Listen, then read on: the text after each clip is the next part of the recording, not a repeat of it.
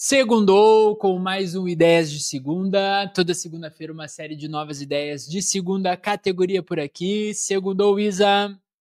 Segundou, Felipe. Que alegria, mais um segundou no Ideias de Segunda. Hoje trazendo um tema que não poderia ficar de fora da nossa temporada sobre brasilidades, que é fazer o feijão com arroz bem feito, é a culinária brasileira. Então a gente vai falar tanto de comidas em si, mas a gente também vai ir para uma pegada mais filosófica, que enfim, faz quem está fora do Brasil ficar com saudade de casa, não é mesmo? Hoje com dois convidados muito especiais aqui, sejam muito bem-vindos. A Ana Helena, que assim como eu, é acadêmica de administração da URGS, tem uma vasta experiência com marketing, comunicação. O Camelo, que é mineiro, é meu colega de trabalho, corredor, também atua na área de negócios. E então, pessoal, bem-vindos mais uma vez. Se apresentem, é uma alegria tê-los conosco. Muitíssimo obrigado, pessoal. É bem legal, é um prazer estar aqui. Como a Bel falou, eu sou mineiro. Tô aqui em Porto Alegre, aqui tem uns 2 anos. Vim a trabalho e por acaso fui convidado aqui para trocar ideia, conversar fiado com um bom mineiro, jogar a conversa fora aqui e ver o que sai, ver o que sai de bom, ver o que sai de ruim e o que pode ser legal disso tudo. Boa, prazer, eu sou a Ana Helena, sou daqui de Porto Alegre mesmo, minha vida inteira, mas eu tô bem animada para poder conversar com vocês. Quem me conhece sabe que quando o assunto pega, eu raramente paro de falar, então eu tô bem animada para ver como a conversa consegue fluir e o que a gente vai tirar daqui hoje. Bacana, então vamos aqui no nosso episódio 55 já aí da nossa sexta temporada sobre brasilidades, trazer um pouquinho então do feijão com arroz, o arroz com feijão, enfim, se vai por cima, se vai por baixo, uma série de dinâmicas aí diferentes, mas tentando trazer um pouquinho da culinária, aquela coisa do brasileiro, né, abrasileirar muitos dos pratos típicos aí de outros países, mas também querer filosofar um pouco no quesito da simplicidade, que talvez hoje nessa era de performance e todas essas questões de redes sociais, o quanto simples ele está desvalorizado ou não, o quanto a gente pode, né, muitas coisas fazer simples, outras não, enfim, a gente vai debater um pouquinho aqui. E acredito que para iniciar, trazendo um pouquinho do lance da comida mesmo que seja, né, eu vi um conglomerado ali de vídeos que estava brincando justamente da galera que veio de fora e que estava chorando, assim, vendo um prato de comida brasileira e o quanto isso traz do lance do conforto, mas acho que não tem como não começar aqui com esse dilema do quanto a gente brasileiro tem noção que a nossa comida, a nossa culinária é uma das melhores do mundo, a melhor do mundo pelo menos pra gente, e o quanto, né, quem sai para fora vê isso, quem ainda vai sair tendo essa oportunidade vai se deparar com isso, e do quanto será que a gente valoriza isso ou não, e o quanto lá fora também se valoriza isso ou não, né? E eu acho muito interessante que o Brasil tem um pouquinho de todas as culinárias, né? A gente pode dizer, se a gente sair aqui em Porto Alegre, a gente vai conseguir restaurantes de comida japonesa, comida portuguesa, tailandesa, enfim, tem de tudo. Mas se a gente está fora do Brasil, a gente não consegue encontrar, indo num restaurante tailandês, uma comida que nos traga o sabor de casa. Então, eu acho que são tantas culturas que a gente acabou formando a comida brasileira a partir de todas elas, e aí fica difícil quando a gente sai para fora do Brasil encontrar esse mix. A própria comida brasileira, ela já é uma mistura de várias comidas, né, acho que a comida brasileira no sul é uma, a comida brasileira no nordeste é outra, a comida brasileira em Minas Gerais é outra. Dentro de Minas Gerais você vai ter várias comidas. Mas acho que o que tem muito em comum nisso tudo é o próprio tempero, esse tempero do brasileiro, esse tempero de casa ali.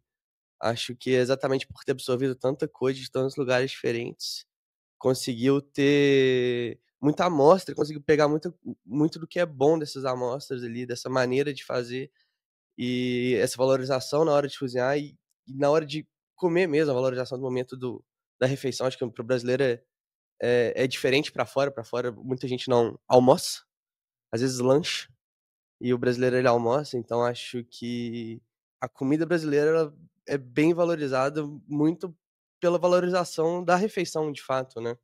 Pegando um gancho com o que o Camelo falou. Eu vi esses dias um vídeo de uma menina que mora em Nova York falando que ela acha muito estranho que os colegas de trabalho dela passam nos estabelecimentos e pegam a comida para ir pro trabalho e ela não consegue pegar, tipo, um café do Mac todo dia. Ela tem que fazer o cafezão dela, algo mais tradicional, ovos, enfim, algo simples, mas que para ela é insubstituível por coisas que seriam mais simples ainda, que seria o fast food, por exemplo.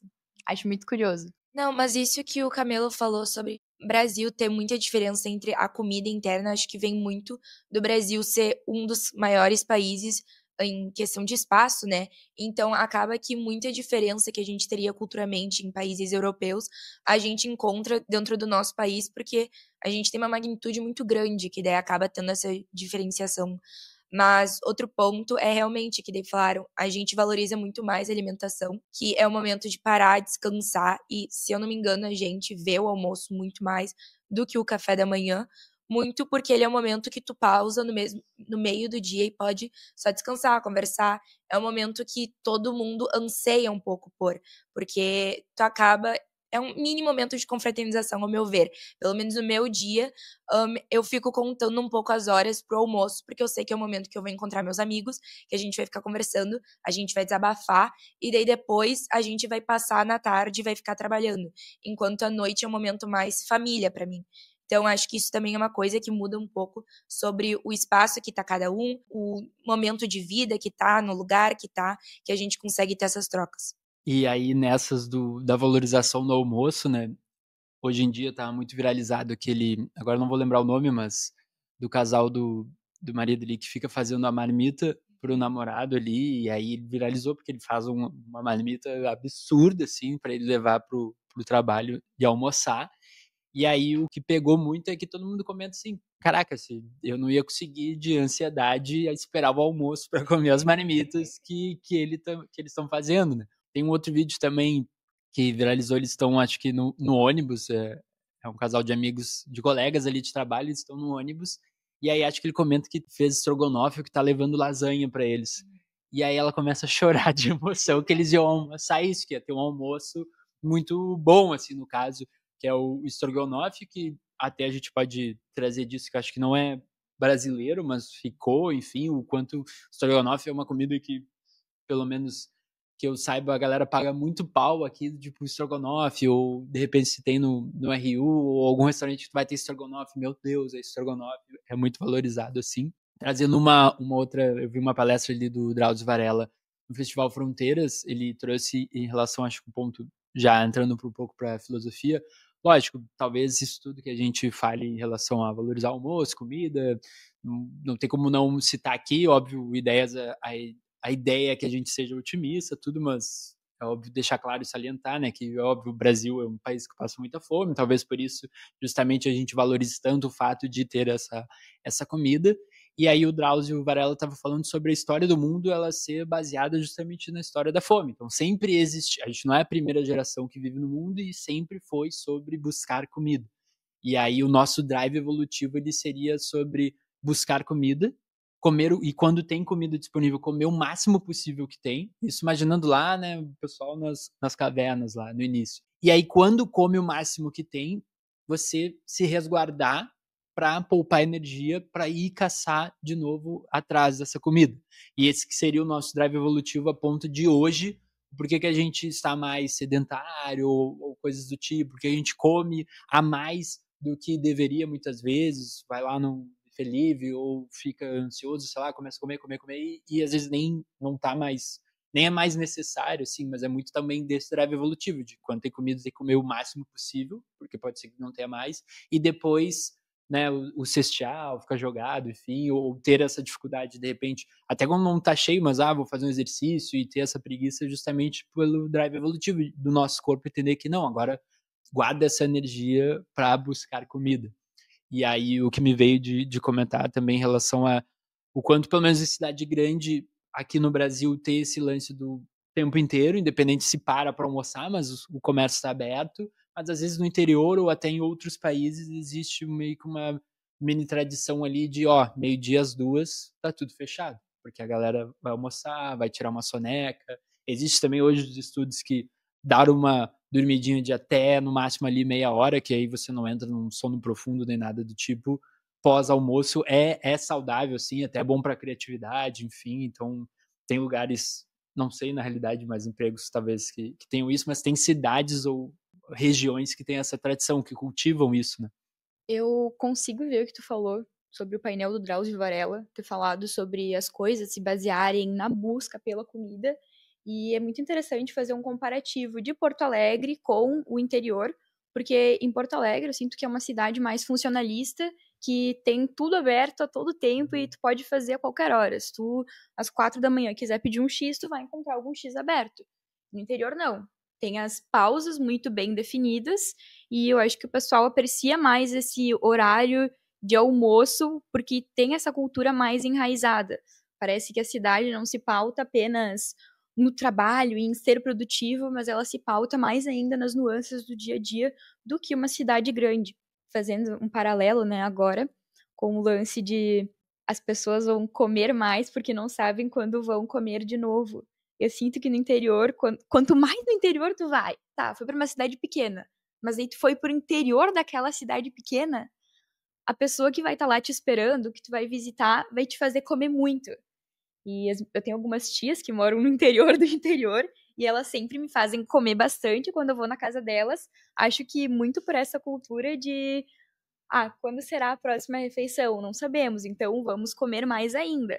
Isso vem lá dos ancestrais de trás, porque como era o trabalho deles? O trabalho deles não era como acontece aqui em Porto Alegre, que a gente tem uma infinidade de restaurantes próximos e a gente tem também a possibilidade, né, de ir e vir facilmente.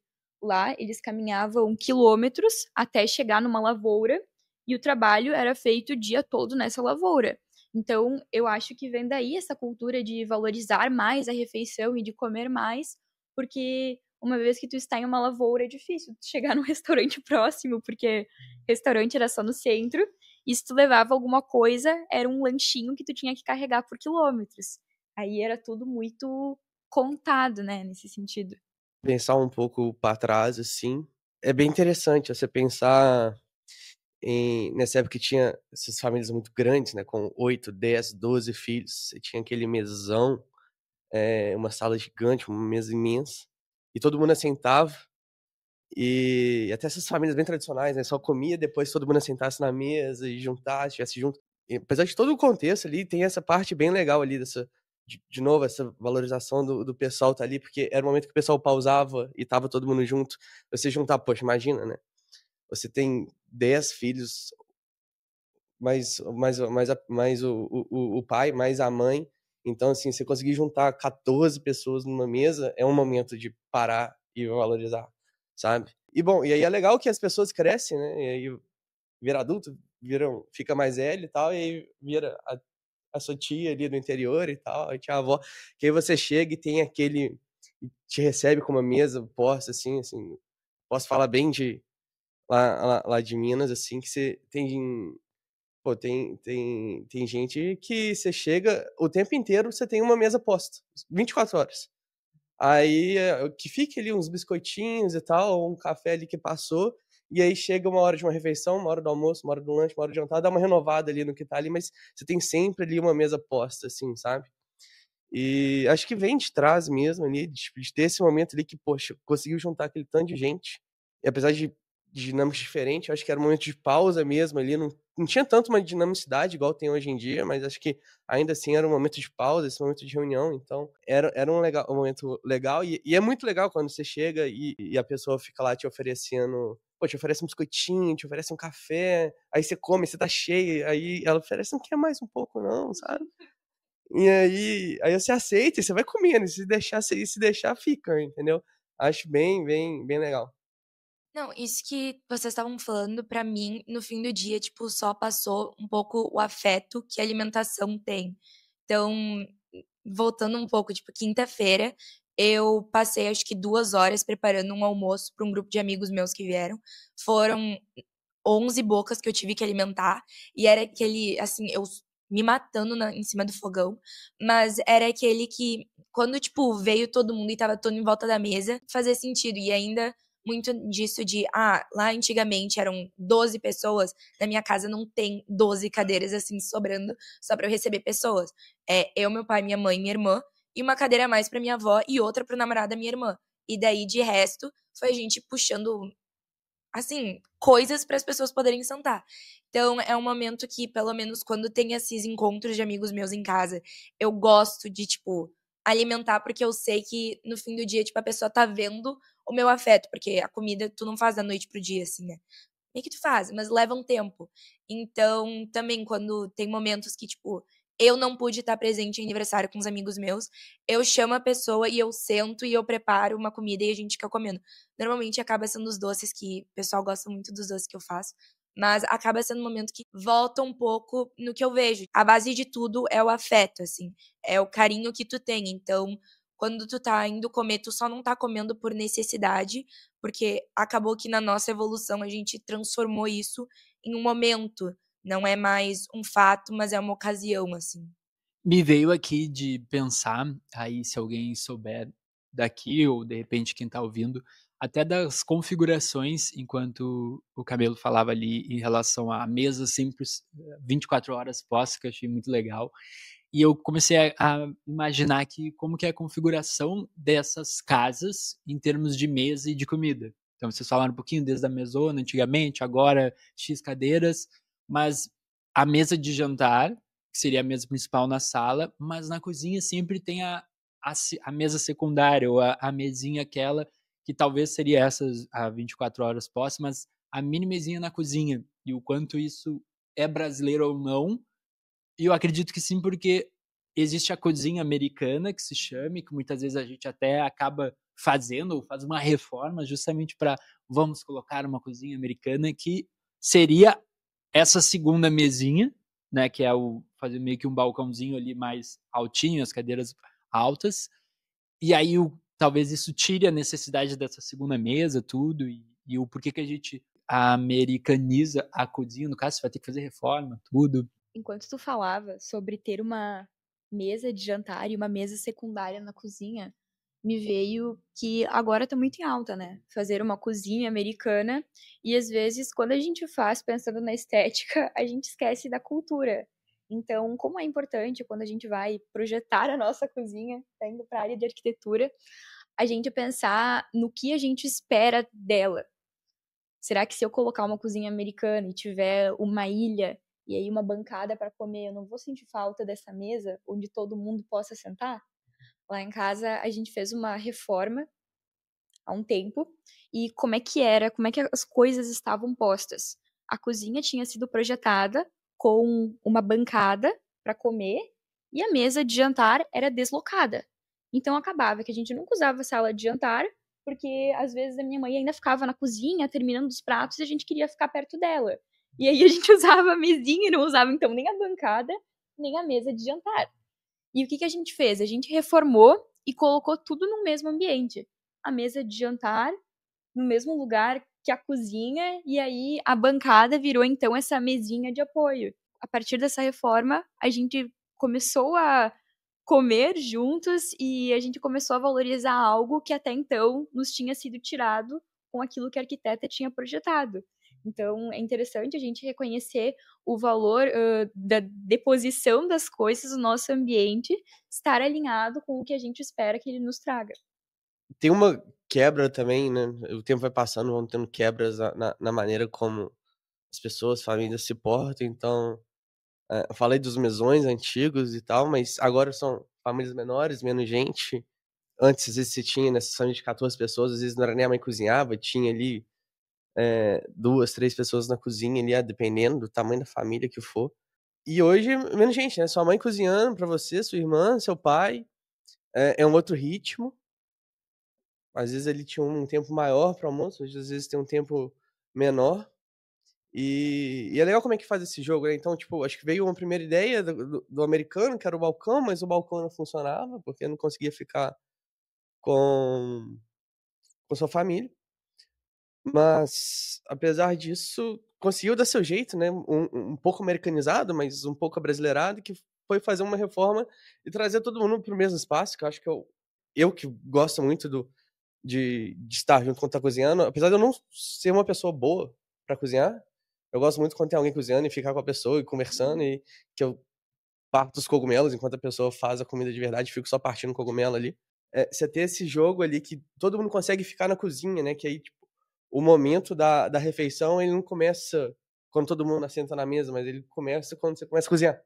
Assim, acho que é o jeito mais moderno, talvez que seja, de ter esse momento de afeto da cozinha e todo mundo junto, sabe? Esse jogo ali entre um pouco do americano, que pegou a cozinha e juntou na sala, um pouco do brasileiro, que valoriza a refeição. Tem esse momento de afeto, esse momento de que não é só comer por comer, né? Não é só colocar caloria para dentro, mas agora já é um momento de compartilhar, de estar junto. Então, acho que esse jogo, essa disposição, a gente vai se adaptando, e a gente tem esse momento legal ali de valorizar, enquanto a gente tá cozinhando, valorizar com quem a gente tá, com o momento de fato ali, a situação, viver o presente mais ali, sabe? Só esse link do presente ali, né, que hoje, então, quando a gente almoça com mais gente, ou essa função familiar que seja, ou com amigos, existe ali o fato de estou fazendo algo enquanto como, né, que é o compartilhar do tempo. Mas e quando a gente almoça ou a gente faz uma refeição sozinho, assim? E o quanto hoje talvez a gente não consiga fazer uma refeição sozinho, no sentido de só estar comendo. E o quanto, tipo, eu preciso estar vendo algo na TV, preciso estar com o celular, preciso estar. E o quanto, se você tá parado e só comendo, você, sozinho no caso, te dá aquela necessidade do. Não, mas o celular e ver alguma coisa, vídeo no YouTube, enfim. E o quanto isso não deixa de ser ruim. Tá, eu vou dar uma viajada, porque foi um monte de pensamento que eu fui linkando. Nessa questão do tempo, que tava falando de, é um momento de afeto, eu acho que muito vem, e eu não sei se vocês acompanharam, mas da questão do tempo tá escasso, então o nosso tempo virou caro. Então, o tempo que a gente passa cozinhando mostra um tempo que a gente tá dando, assim. No sentido que estavam falando que agora é um novo tipo de ostentação que tem, é quem pode praticar exercício, porque tem o tempo para poder praticar. Nesse sentido que eu digo do tempo tá escasso, que agora as pessoas estão sempre no corre-corre, que não tá dando tempo para poder se cuidar. Então, a alimentação virou um autocuidado. Mas nisso que daí tu falou da alimentação e refeição sozinha, eu não consigo imaginar eu comendo sozinha. Dá um medinho, assim. Muito porque eu acho que quando eu volto no meu ponto de pessoa, assim, se eu tô indo comer sozinha, eu tô na frente do meu computador trabalhando, ou eu tô assistindo um vídeo, eu não consigo ficar sozinha mesmo na minha refeição. E acho que é muito também vendo a minha irmã, que é mais velha, ela tem que fazer o estágio dela, então ela tá pegando a comida e indo pra frente do computador. Enquanto se tem mais alguém em casa, é eu e meu pai conversando na mesa, interagindo, e acho que tem essa troca, assim. Bem, indo para uma pegada um pouco mais filosófica, já que estamos falando de mesa posta, eu queria contar de um conto que eu li ontem, da Clarice Lispector, intitulado A Repartição dos Pães. Nesse conto, a autora começa falando que os sábados são um momento muito valorizados por ela, e por isso eles precisam ser escolhidos a dedo, qual vai ser a programação. Aí ela sempre tem receio quando ela escolhe alguma coisa. Por exemplo, ela escolheu almoçar naquele sábado, e naquele almoço a comida não descia direito, a bebida também não, o cigarro parecia seco, porque ela lembrava que no dia seguinte era domingo, e aí o final de semana teria acabado e aquele momento também teria ido por água abaixo. Mas a autora é surpreendida quando ela está caminhando e encontra uma mesa posta com ingredientes simples. Ela fala muito sobre o pepino estar com um volume bonito, sobre o pimentão estar lustro. E aí ela senta naquela mesa, começa a saborear a refeição e ela compara os vegetais que estavam aí com as montanhas, com o campo, e ela diz que aquela mesa era tão simples quanto esses fenômenos, e que a gente não precisava tirar nada a mais do que estava posto à mesa. Então, conectando com o nosso feijão com arroz. Eu acho que a gente, às vezes, tenta ir muito além do que as coisas são, e, na verdade, o valor está no básico, está na existência. Dá para conectar algo da contemporaneidade, que é o FOMO, Enquanto a gente está num lugar, a gente fica pensando como seria se a gente estivesse em outro, como seria se a gente estivesse fazendo outra programação, e a gente acaba deixando de viver o simples, de viver aquilo que está acontecendo naquele momento. Talvez aqueles vegetais tivessem o valor real para ela muito maior do que se ela tivesse pegado um trem e viajado naquele final de semana, justamente por ela estar presente no momento. Tá, eu vou dar uma aprofundada aqui. Mas é só porque tá batendo com uma coisa que eu tô lendo. Eu tô lendo agora um livro do Marco Aurélio, imperador romano, que é Meditações. Marco Aurélio, ele é considerado um filósofo estoicista, né? Acho que tem Marco Aurélio, Epiqueto, Teto e Sêneca. Não sei, eu errei o nome do segundo, mas é algo assim. Mas tem os três.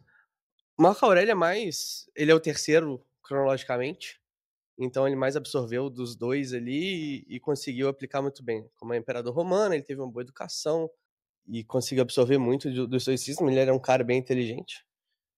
Inclusive falam que ele era fraco fisicamente, então acho que a melhor maneira que conseguiu lidar com tudo ali foi muito estudando, aprendendo, sabendo lidar, e foi considerado um grande imperador. E o estoicismo, ele fala muito ali do presente, tá? O Marco Aurélio fala ali no livro do Viver o Presente, do Aproveitar o Presente, que ele fala que o nosso passado, o nosso futuro a gente não controla, sabe? Nosso passado já viveu, a gente não tem o que fazer sobre isso. O nosso futuro não cabe, de certa forma, cabe a gente, mas a gente não consegue mudar o nosso futuro, a gente consegue mudar o nosso presente e, por consequência, talvez, guiar ali para algum futuro que a gente quer. Então, falando do presente, né? Esse momento do almoço, esse momento dessa pausa do almoço, conseguir viver ali, às vezes a gente fica muito ansioso ali, ou por algo que a gente não fez ali atrás, a gente fica ansioso ali porque por uma imagem que a gente tem indo pra frente ali, e aí essa imagem a gente começa, às vezes quando a gente começa, às vezes sozinho, então, né, sozinho, assim, a cabeça ela começa, você imagina alguma coisa, a cabeça já começa a aumentar e mudar aquilo, você começa montando cenários. Eu acho que todo mundo tem um quê de pessimismo, às vezes, nesse momento, sozinho, ali, quando você vai criando cenários, né? Acho que é uma tendência do ser humano, às vezes, pensar uns cenários pessimistas ali, meio que por um instinto de sobrevivência mesmo, talvez. Mas a gente esquece do momento. A gente, às vezes, pensa muito para trás, pensa muito para frente e esquece do momento que a gente tá passando, do momento que a gente tá vivendo. Então, a gente esquece de aproveitar aquele arroz com feijão, que às vezes a gente só vai valorizar quando a gente não tem, quando a gente tá viajando, a gente passou 10 dias fora lá, e você tá comendo tanto restaurante bala, comendo, ou comendo uns hambúrguer que você queria comer, mas você não come dia de semana e tal, e às vezes tudo que você pensa é queria estar comendo um arroz com feijão em casa, sabe? E vem muito pelo, pelo afeto que ele tem e pela essência que tem, que ele te remete ao momento e te remete ali a talvez uma certa segurança. Última coisa que eu queria falar desse ponto do estar ali, do viver o presente. Bom, eu moro sozinho aqui em Porto Alegre, e aí eu também não sou uma pessoa boa de cozinha. Aí eu mudei recentemente e tal, acho agora minha cozinha super bala, acho legal pra caramba minha cozinha nova. Eu falei, beleza, então eu vou cozinhar, né? Tem uma cozinha legal agora. Aí eu joguei no ChatGPT, ela falei, ó, tava meio friozinho, né? Eu queria comer uma massa com uma carne. Aí eu falei no ChatGPT, eu falei, ó, me passa receitas aí de macarrão com uma carne aí, e eu quero. E ele me passa aí a segunda mais fácil, né? Que a primeira mais fácil era macarrão bolonhesa. Eu falei, não, macarrão bolonhesa também não, né? Pode ser um pouquinho mais difícil que isso. Aí ele me passou o macarrão com molho madeira. Aí beleza. Eu comprei um filé mignon, comprei cogumelo, né? E aí foi muito bom, porque aí eu tinha comprado uns vinhos, aí abri um vinho, abri o computador, coloquei lá umas playlists de DJ em café, porque eu faço que o momento agora eu combino o DJ com café. Aí eu coloquei os DJs no café agora. E eu fui fazer um molho de madeira, abri uma taça de vinho. Inclusive, e achei tão bom cozinhar e depois comer e tal. Inclusive, eu terminei a garrafa de vinho inteira sozinho ali, enquanto eu cozinhava e comia, e depois ainda tinha um restinho do vinho. Falei, vou terminar o vinho aqui agora, né? Aí, mas foi muito bom. Foi assim, foi uma coisa que eu não lembro a última vez que eu fiz de cozinhar pra mim mesmo. Tipo assim, cozinhar. Eu cozinho pra mim toda semana, eu tô cozinhando pra mim pra jantar e tal, e sobreviver, né? Colocar minhas calorias pra dentro. Mas de ter esse momento de afeto, mas só comigo. Eu acho que foi a primeira vez, assim. pelo menos foi a vez mais legal, porque é a única que eu tô lembrando agora. Então, assim, é legal você parar e conseguir dar uma desligada ali e só tá no momento ali, ver o momento e óbvio, fiquei vendo os vídeos, fiquei no WhatsApp com minha namorada, não, mas assim, tava ali, cozinhando pra mim, curtindo ali, e ficou muito bom, inclusive. O que acredito ser interessante, assim, né, desse ritual e de valorizar o ritual e aí pode ser até uma coisa de autocuidado, ou de você valorizar esse momento seu ali. Mas o que me veio é em relação a começar a cozinhar coisas ou começar a criar um paladar no momento que tá morando sozinho, sai ali do campo, né, do guarda-chuva dos pais ou dos responsáveis, enfim, da família, e de começar a traçar o seu gosto, ou o seu novo paladar, ou o seu novo campo de refeições, assim. E aí, novamente, esse dilema, o quanto isso não precisa, né, tirar toda a simplicidade ou a tradição das comidas que a gente costuma ou costumava comer junto com os pais, a família, mas também de criar o seu apetite próprio. Por que eu digo isso? Porque às vezes você está acostumado ali a sempre segunda faz isso, ou um exemplo que me vem muito é de sempre ter carne nas refeições, e aí quando você vai morar sozinho, começa a não ter carne sempre, mas e aí de perceber que não necessariamente precisaria sempre. E aí quando você aprende a cozinhar sem carne, não só pela questão de carne ser caro, tudo, mas também de, né, hoje acho que a nossa geração muito mais também se pensando em relação a isso, de diminuir tudo. Mas e aí quando você vai, de repente, fazer um prato para sua família ou algo depois encontrar seus pais, e aí se você cozinhar algo sem carne, às vezes já dá esse, ué, mas não vai ter carne, sabe? Então, do quanto se criar o seu paladar, assim. E aí uma preocupação, assim, pensando do quanto essas tradições, né, do simples, no caso, do arroz e feijão, de hoje a gente, quando quer fazer o seu momento para si, ou quando acaba cozinhando, sempre querer algo mais mirabolante, de repente, fugir do óbvio, do simples, o quanto talvez daqui a mais uma, 2 gerações, essas simplicidades, o arroz e feijão, tipo, será que a galera hoje está fazendo o arroz e feijão a ponto de daqui a 2 gerações ainda ser o arroz e feijão? Será que a gente não. Porque você aí sabe fazer feijão, quantos hoje sabem fazer feijão? A gente estava brincando aqui antes no aquecimento sobre o mito da panela de pressão que tem aqui no Brasil, de que ela vai explodir e tal. O quanto isso é um impeditivo, talvez, da galera aprender a fazer feijão, pelo medo de que, não, mas isso aí é difícil, vai explodir e tudo, quando na realidade, pelo mesmo fato que a gente está trazendo aqui do arroz e feijão, também é muito simples fazer. Né, que não tem isso de explodir nem nada. Óbvio que pode acontecer, mas é só fazer o simples que não vai acontecer nada. E aí, já meio que começando com uma ideia aqui, acho que pode ser disso de pensar ou refletir sobre será que o quanto eu estou aplicando o que eu gosto, o que eu gostaria de conhecer, meu paladar, a minha personalidade em termos de paladar, estou no meu dia a dia, ou nas comidas que eu venho a cozinhar ou comer, ou só estou replicando aquilo que sempre foi entendido como as comidas são assim, tem que cozinhar isso, e o quanto você poder pensar nisso e criar um pouquinho o seu repertório ali, no caso, na cozinha também. E eu acho que para ti criar o teu próprio repertório, tu tem que começar perdendo o medo da panela de pressão, né? E aí até pode vir uma ideia de segunda de alguém, um empreendedor, inventar uma panela de pressão que seja fácil de usar e que não tenha risco de explodir a casa. Eu sei que a panela de pressão convencional, ela tem uma válvula de segurança, mas eu tenho medo dessa válvula. Até mesmo se a válvula explodisse, eu não ficaria muito contente. E algo curioso sobre a minha trajetória morando sozinha é que eu sou vegetariana há alguns anos. E em Nova Prata, minha mãe ela fazia comidas pra mim, diferentes todos os dias, pra eu comer proteína. E quando eu cheguei aqui, o que eu pensei? Ah, vou fazer ovos, né? Fácil, fazer do mesmo jeito toda semana. E aí, qual que era a minha ideia, né? O que eu fiz durante muitos meses. E o Camelo e a Ana devem ter acompanhado que eu levava nas marmitas. Todo domingo eu colocava de 50 a 60 ovos em uma panela e fazia um omelete master. E aí eu distribuía ele em marmitas pra toda semana. E chegava na sexta, aquele omelete tava com gosto de isopor. Mas aí eu colocava tomate, colocava orégano, um monte de coisa pra disfarçar o gosto de ovo. E chegou num ponto que eu comi tantos ovos que eu enjoei. E hoje eu não consigo mais comer mal no café da manhã. E aí eu fui obrigada a voltar a comer frango e a começar a usar a panela de pressão, porque o frango demora muito se tu vai fazer numa panela normal. E aí a primeira vez que eu usei panela de pressão, eu usei errado. Agora eu sei usar, mas é importante a gente errar, a gente talvez começar a odiar ovos para começar a então entender o nosso paladar e definir melhor nossos sabores, ter mais autonomia na cozinha. Você podia contar o caso da panela de pressão pra todo mundo ouvir? Então, eu contei pro pessoal antes, mas eu vou contar pra vocês também, né? Porque eu não sabia, então tu também pode não saber. E depois eu ainda vou dar uma dica sobre ovos no micro-ondas. Mas o que acontece? A primeira vez que eu usei panela de pressão, eu fui colocando frango, eu coloquei quase 2 quilos de frango em uma panela de pressão normal. Ela não era aquelas grandonas.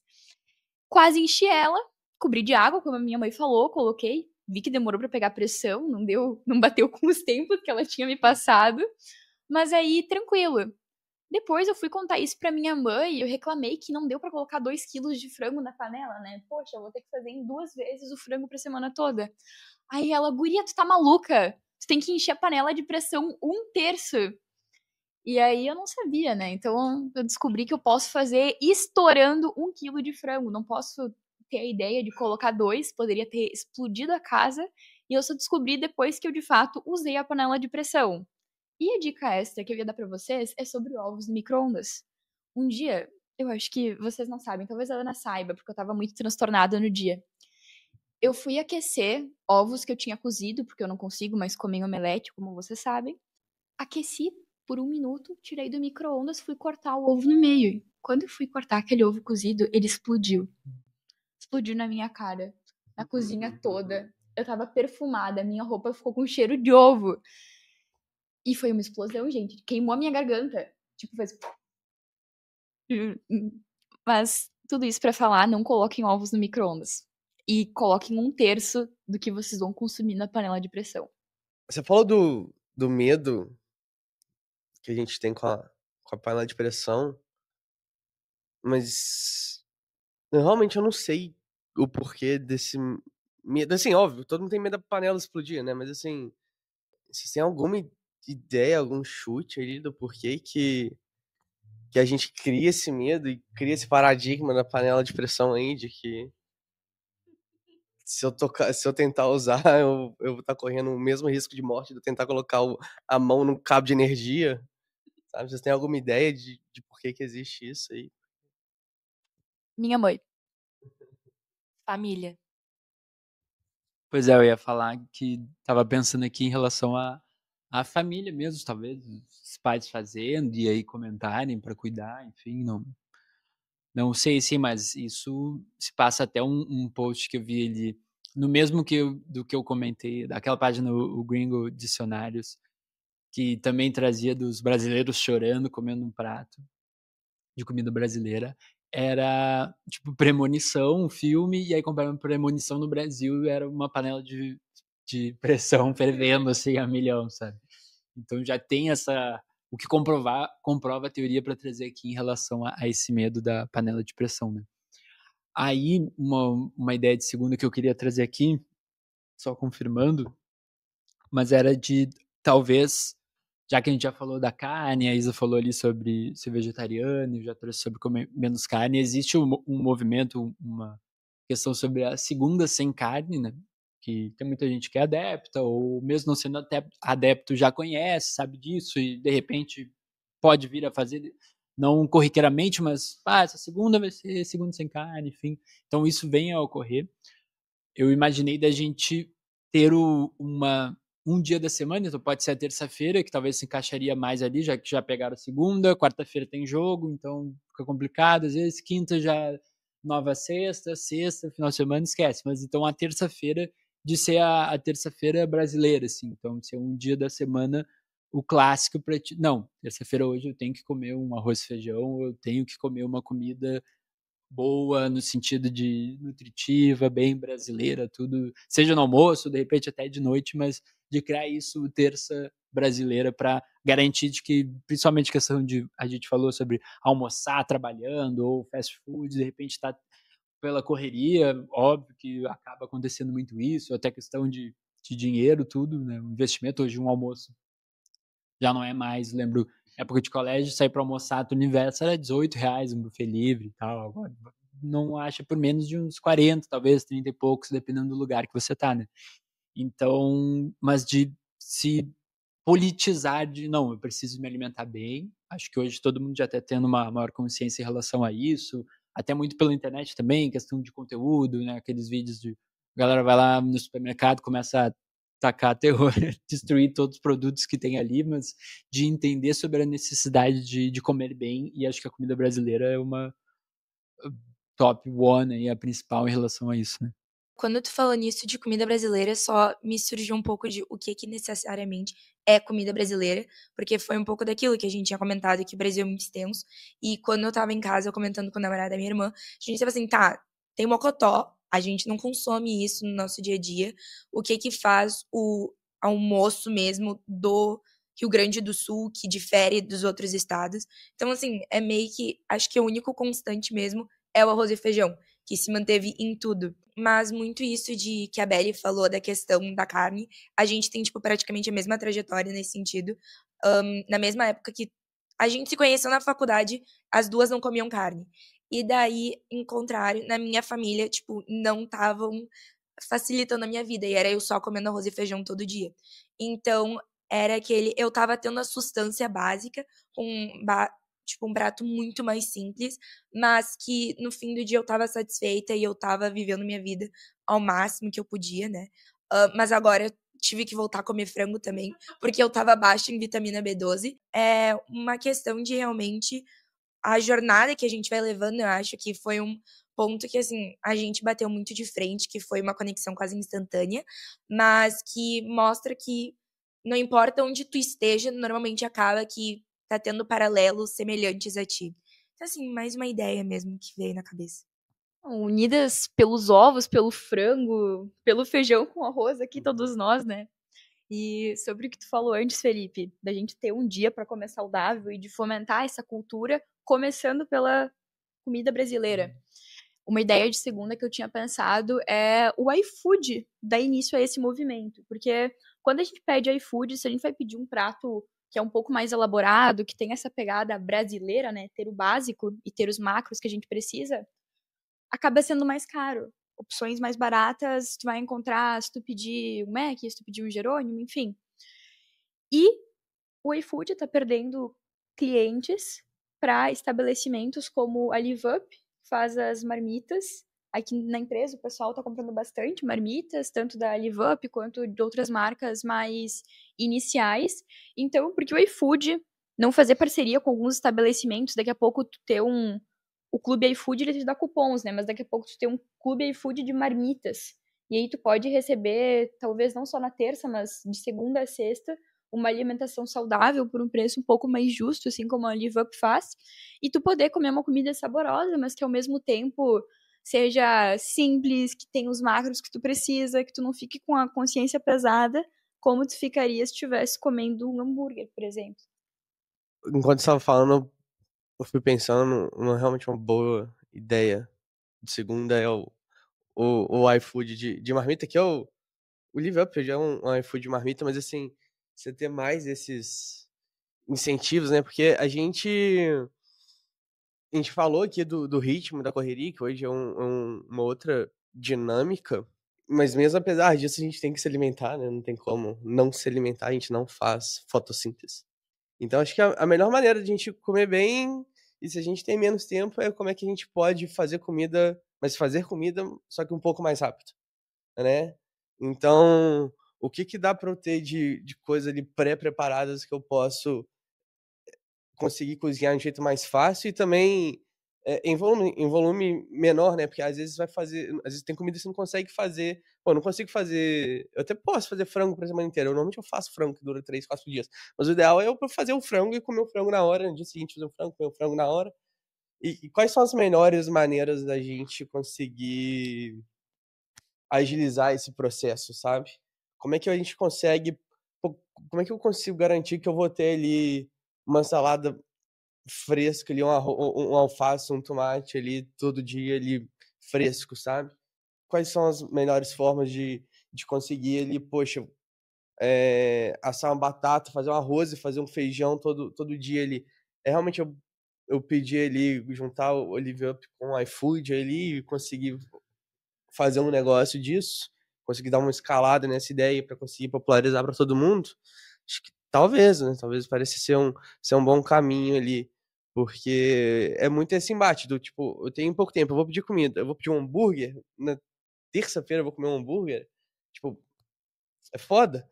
Aí, o que você vai fazer? Aí você vai cozinhar, mas ele chegou tarde em casa, preguiça do caramba de chegar, pegar panela, fazer aquele tanto de comida, vai demorar. Aí tem que lavar a louça. E, putz, lavar a louça é uma luta. Lavar panela é muito chato.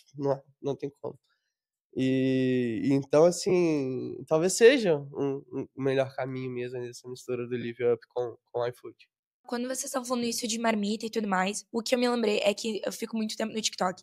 E no TikTok quase sempre começa a aparecer todos aqueles rituais de meal prep. Que daí é pra tu preparar todas as comidas antes, tá? Que é uma marmita, mas ao mesmo tempo às vezes não. Que seria de facilitar.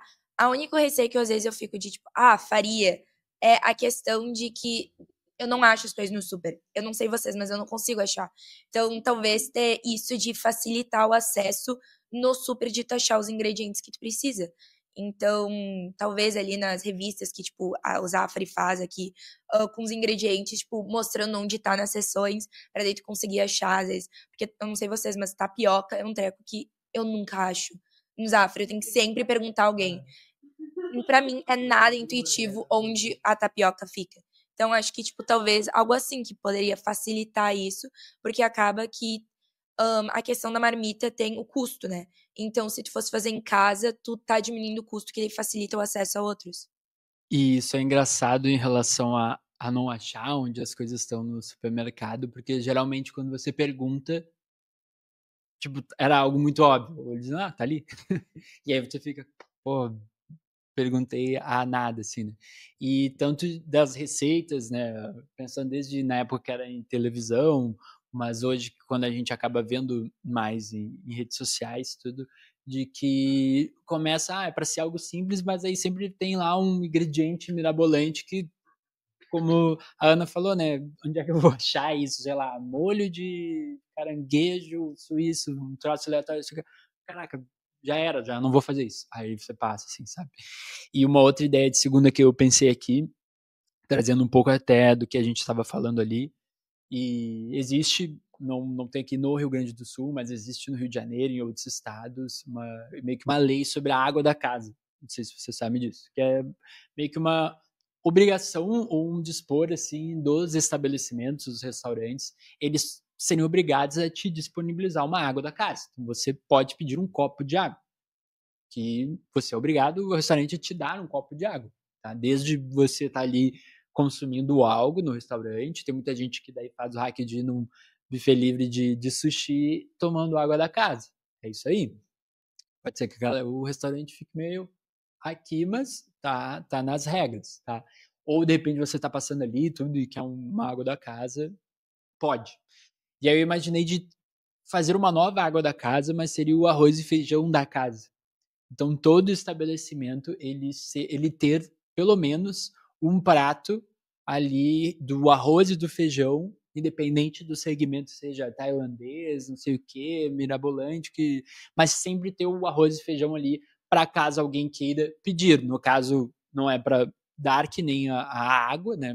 Lógico que isso incluiria outros fatores. A água, acredito que muitas vezes até vai ser da torneira, enfim, não vai ter custo nenhum, mas de ter o prato mínimo que seja ali um arroz e feijão, todo restaurante tem isso, e com um valor justo, tudo de modo que a pessoa possa pegar e nem comer ali, ou se tá no estabelecimento, pede um arroz e feijão para qualquer coisa, para alguém, mas pede outras coisas também, mas ter esse prato mínimo como o arroz e feijão.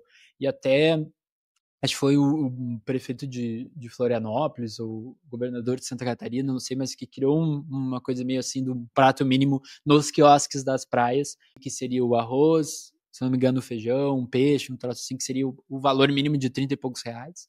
E aí entra outros conceitos, óbvio, em relação à economia, intervir, bababá. Todo quiosque tem esse pratinho de comida saudável e básico, no caso, para você pedir. Sabe uma coisa que ia ser muito bom, pensando no seu problema com o Zafari, que a Ana falou aqui, se no cardápio que você chegasse não só tivesse os ingredientes, mas tivesse o prato.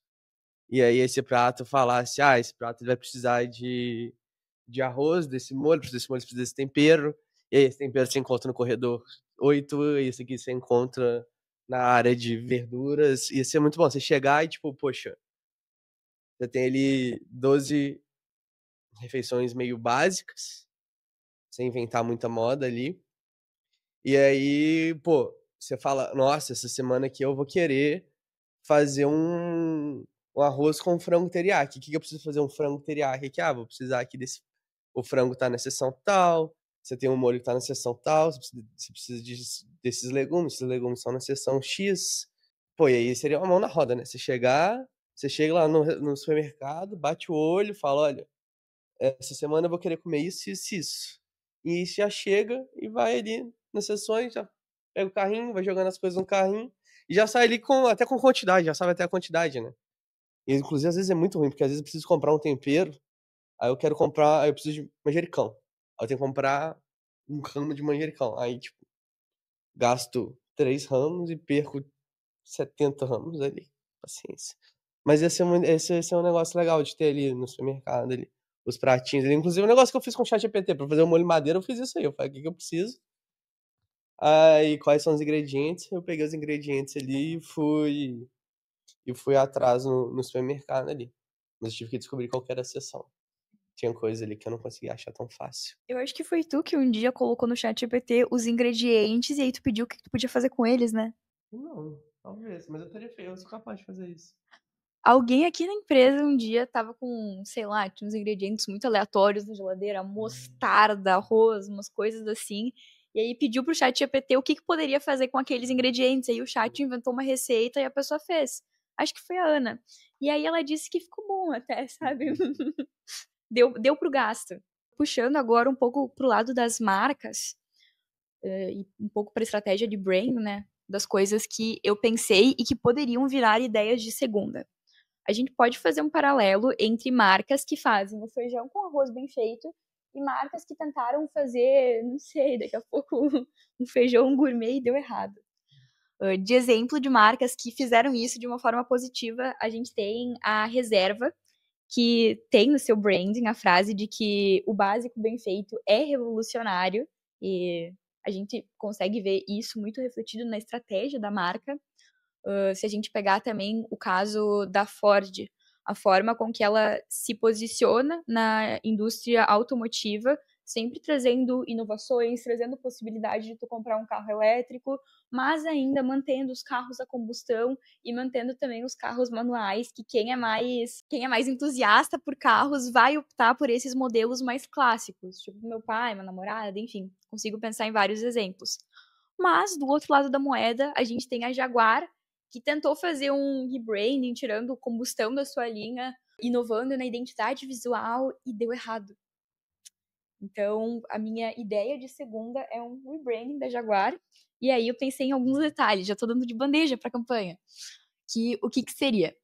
Tem um carro que é protótipo da Jaguar, não chegou a ser, não chegou aí para a linha de produção, que quando tu ligava o carro, ele fazia o barulho do Jaguar. Parecia tipo um rugido. E eu achei aquilo incrível. Então, o que eu pensei? Eu pensei em eles fazerem uma campanha com um carro que seja clássico da marca e que esteja voltando de linha, de esse carro na propaganda. Quando der arranque, ter o barulho do Jaguar e isso passar a vir em todos os veículos. Eu sei que no caso desse carro fazia esse barulho por causa que o motor era extremamente potente, mas poxa, coloca um áudio de um barulho de Jaguar, isso já um alto-falante no motor, não sei. Isso já vai adiantar, bem de segunda categoria. E aí eu pensei no Duende Verde, em ele ser o protagonista dessa propaganda. Porque no filme do Homem-Aranha de Volta ao Lar, ele tem uma frase bem emblemática dele que é "It's good to be back", algo assim. E aí ele fala isso enquanto tá dentro do Jaguar ligando, e aí só vem o rugido e o farol, que também é emblemático da marca. Enfim, rebranding pra ti, Jaguar. Um pouco dentro dessa questão do rebranding, assim, e do simples. Acho que uma coisa que eu ouvi não tem muito tempo, que é o que eu falei aqui no aquecimento, que é o simples e o simplista. O simples, ele tem uma diferença entre ser simples e ser simplista, né? Acho que o simples, ele é o que tem uma essência de fato. O simples, ele tem... Não é algo, realmente, não é complexo, ele é simples, mas ele tem uma essência. E para isso tem que aprender, que seja aprender a usar uma panela de pressão, que não é tão difícil, apesar de eu ter muito medo. E não sei se vai ser por agora que eu vou perder esse medo, mas assim, depois que você aprende, você vê que é simples, mas tem todo um paradigma que tem que quebrar para chegar ali. E o simplista é essa pressa para fazer as coisas ali, achar que é só fazer por fazer e tá feito, sabe? E aí, às vezes, a gente confunde o que é simples com simplista, e aí a gente não pergunta para nossa mãe um pouco sobre como usar a panela de pressão e acha que é só colocar o frango dentro da panela de pressão e talvez a gente quase exploda a casa. Porque talvez a gente tenha sido um pouco simplista, mas depois a gente vê que é muito simples usar uma panela de pressão e sabe usar uma panela de pressão. Então, simples é a essência, sabe? Acho que eu vou devagar, acho que eu vou sair do assunto aqui, mas é legal sobre essa questão de rebrand, que o simples é a essência, né? E rebrand a gente trabalha, e brand, na verdade, a gente trabalha, eu tô pegando várias coisas por osmose no trabalho de marketing. Então, brand, a gente pega que uma marca, ela tem uma identidade, que é o que você é. Essa identidade, ela tá contida dentro de uma imagem, que é como as pessoas te veem. E essa imagem, como as pessoas te veem, você cria uma reputação a partir disso. Então, essa identidade está contida na imagem, que por sua vez está contida na reputação. E aí é legal que quando a Jaguar, ela muda o que ela mudou, e deu tudo errado, ela tentou mudar muito a imagem, a reputação vai abaixo, só que a Jaguar ainda tá lá. Ela tem uma identidade. Inclusive, acontece com várias empresas que ela tenta fazer o rebrand, dá muito errado o rebrand. E depois ela tem que voltar, e às vezes volta e ela consegue, porque ela tem uma identidade ainda que ela consegue se preservar ali em cima dela. Então, assim, dei essa devagada pra voltar muito nessa essência do simples. Acho que a gente tem que, às vezes, se esforçar um pouquinho mais. Às vezes a gente não se esforça o mínimo possível que a gente poderia em alguns certos momentos, tal qual eu com a panela de pressão.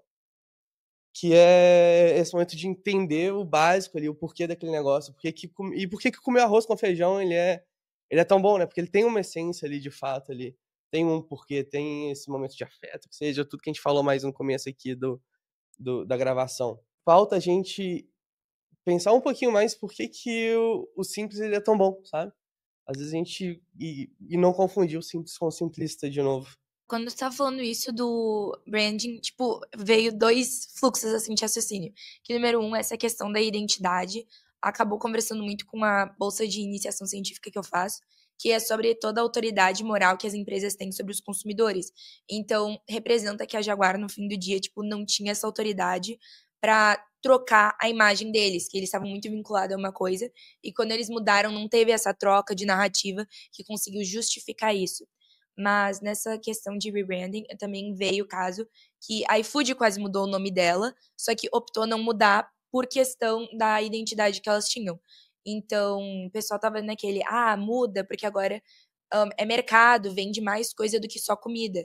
Só que no fim do dia, a identidade da iFood era tão grande que se eles tirassem o nome deles, eles iam, consequentemente, perder também as pessoas que acompanham, ou, tipo, utilizam, visto que não manteve a história, a narrativa que eles acabaram construindo ao decorrer da marca. Era um nome que eles rejeitaram, eles fizeram um anúncio porque eles decidiram não mudar o nome e tudo mais. Porque fizeram a comparação com o Gympass e o novo nome da Gympass, que todo mundo conhece a Gympass como Gympass ainda, mas é uma coisa health, o Hub, e daí, tipo, fizeram essa comparação, que tu iria mudar o nome do iFood, mas estaria todo mundo ainda se referindo a iFood. Então, no fim do dia, é melhor, talvez, tu manter a tua essência se tu ainda tá fazendo com qualidade e o que tu promete. Bacana, e nós aqui continuaremos como ideias de segunda categoria, trazendo desde o feijão com arroz, como o feijão mais temperado ali, então, como a Isa falou, uma feijoada, né? A gente acabou nem comentando sobre a feijoada aqui, mas que talvez seria o arroz com feijão 2.0, uma evolução de ter o simples um pouquinho mais trabalhado, né?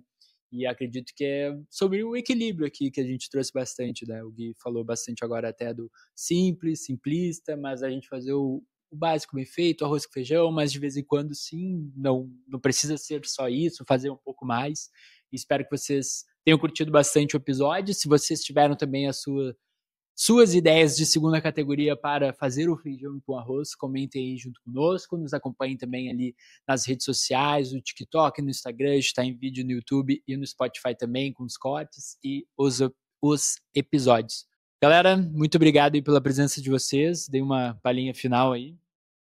Primeiramente, queria agradecer a Belle pelo convite, eu gostei muito de poder passar a minha manhã com vocês.